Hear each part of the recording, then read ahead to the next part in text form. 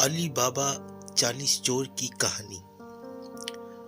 सालों पहले भारत देश में अली बाबा और कासिम नाम के दो भाई रहते थे। पिता की मृत्यु के बाद से दोनों भाई मिलकर अपने पिता का व्यापार संभालते थे। बड़ा भाई कासिम बहुत लालची था।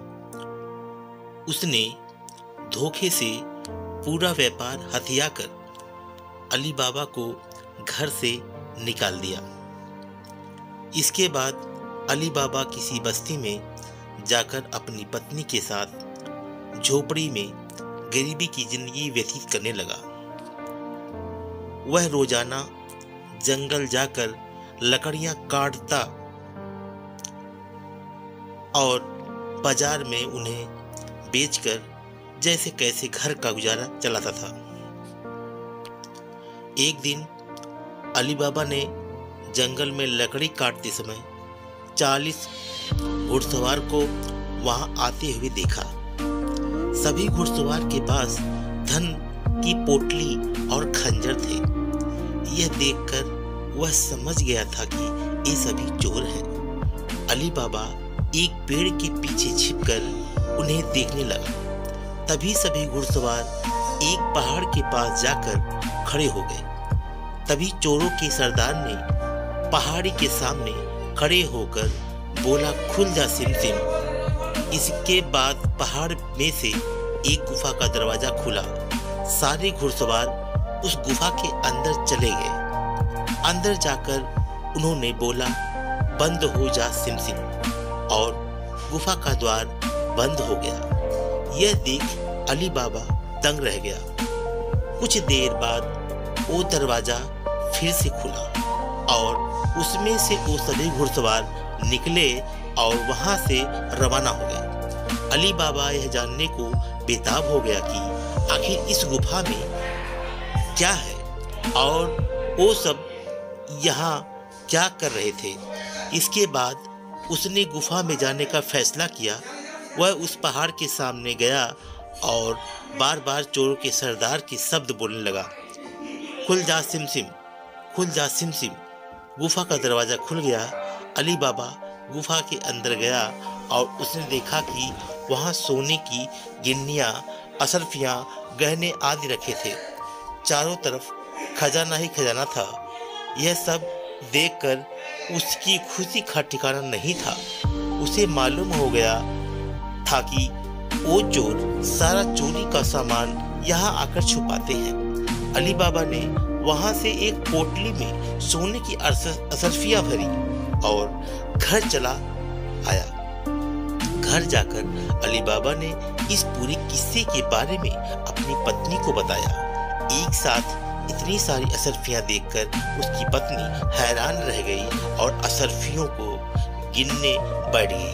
तभी अली बाबा ने बोला कि ये इतनी अशरफियां हैं कि इन्हें गिनते गिनते रात हो जाएगी। मैं गड्ढा खोद कर इन्हें छुपा देती हूँ, जिससे किसी को भी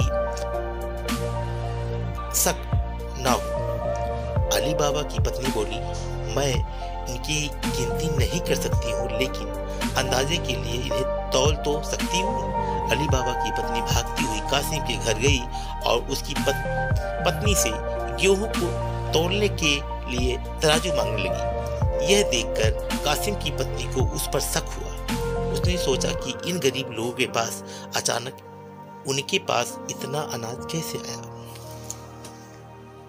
वो अंदर गई और तराजू के नीचे गोद लगाकर लाई और उसे दे दिया। रात को अली बाबा की बीवी ने सारी अशरफियों को तौला और तड़के सुबह उनका तराजू लाई। कासिम की पत्नी ने तराजू को उल्टा करके देखा तो उस पर सोने की एक अशरफी चिपकी हुई थी। उसने यह बात अपने पति को बताई। कासिम और उसकी पत्नी यह जानकर जलभुन हो गए।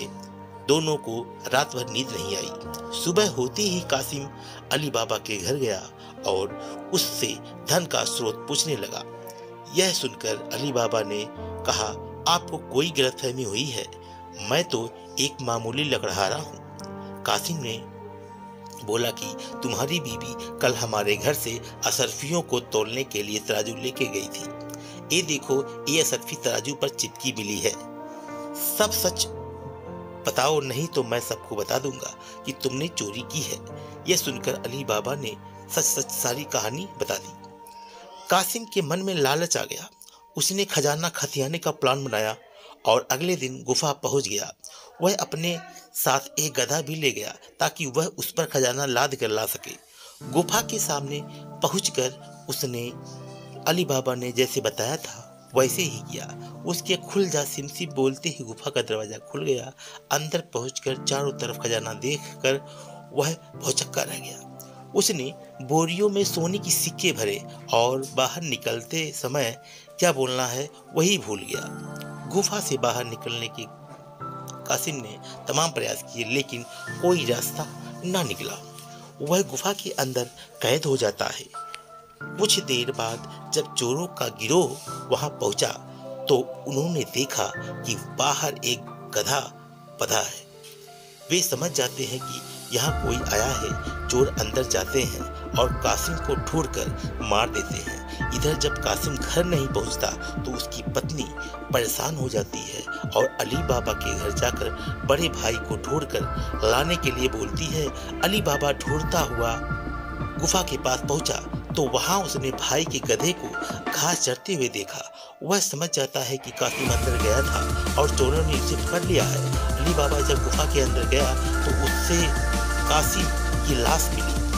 अली बाबा लाश को घर लाता है और बिना किसी को बताए प्राकृतिक मौत घोषित करके उसका अंतिम संस्कार कर देता है। कासिम की पत्नी के कहने पर अली बाबा और उसकी पत्नी कासिम का व्यवहार संभालते लगते हैं और उसके साथ रहने लगते हैं। वहीं जब चोर गुफा में आते हैं और कासिम की लाश नहीं देखते तो समझ जाते हैं कि खजाने का राज किसी और को भी पता है। वह गांव में जाकर पता लगाते ही है कि कुछ दिनों में किसके घर में मौत हुई है। चोरों को अली बाबा का घर मिल जाता है। चोर ने उसके घर के बाहर क्रॉस का निशान लगा दिया जिससे रात के समय उन्हें उसका घर समझने में आसानी हो। वहीं अली बाबा ने जब अपने घर के बाहर क्रॉस का निशान देखा तो वह समझ गया कि चोरों ने घर का पता लगा लिया है। उसने वैसे ही निशान सबके घर के बाहर लगा दिया। रात में जब चोर आए तो सबके घर का वैसा निशान बना देख दुविधा में पड़ गए और वापस चले गए। चोरों का सरदार चुप चुप बैठने वालों में से नहीं था। उसने उस मोहल्ले में अपने आदमी को भेजकर यह पता लगवाया कि हाल फिलहाल में कौन शख्स वहां अमीर हुआ है। इससे उसे अली बाबा के बारे में पता चला। उसने उसका घर अच्छे से पहचाना और रात के समय में तेल व्यापारी बनकर उसके घर पहुंचा। वह अपने साथ तेल के 40 पीपों को लेकर गया जिसमें 45 में चोर और एक पीपा में तेल था। उसने सोचा कि रात में जब सब सो जाएंगे तो वो सब मिलकर अली बाबा को मार देंगे। उसने अली बाबा से दोस्ती की और रात को उसके घर पर ठहरने की इजाज़त मांगी। अली बाबा ने उसको खाना खिलाया और रात को रुकने की इजाज़त दे दी। अली बाबा की पत्नी को तेल के व्यापारी पर शक हुआ। उसने सारे पीपे को खटखटा कर देखा और वह समझ गई कि एक पीपे में तेल है और बाकी में आदमी। उसने तभी एक तरकीब निकाली। उसने तेल वाले पीपे से तेल निकाला और गरम बाकी पीपों में डाल दिया। सारे चोरों की मौत हो गई। वही रात में जब सरदार ने चोरों को निकलने का इशारा किया तो वह एक भी चोर बाहर नहीं निकला। उसने पीपे को खोलकर देखा तो सभी चोर मर चुके थे। यह देखकर वह इतना डर गया कि अपनी जान को बचाने के लिए वह तुरंत वहां से भाग गया। सुबह अली बाबा की पत्नी ये सारी बात अली बाबा को बताई जिसे जानकर वह बहुत खुश हुआ। अब उन 40 चोरों के सारे खजाने का अकेला मालिक अली बाबा था। वह देश का सबसे अमीर शख्स बन गया था और खुशी खुशी अपनी बीवी बच्चों के साथ रहने लगा।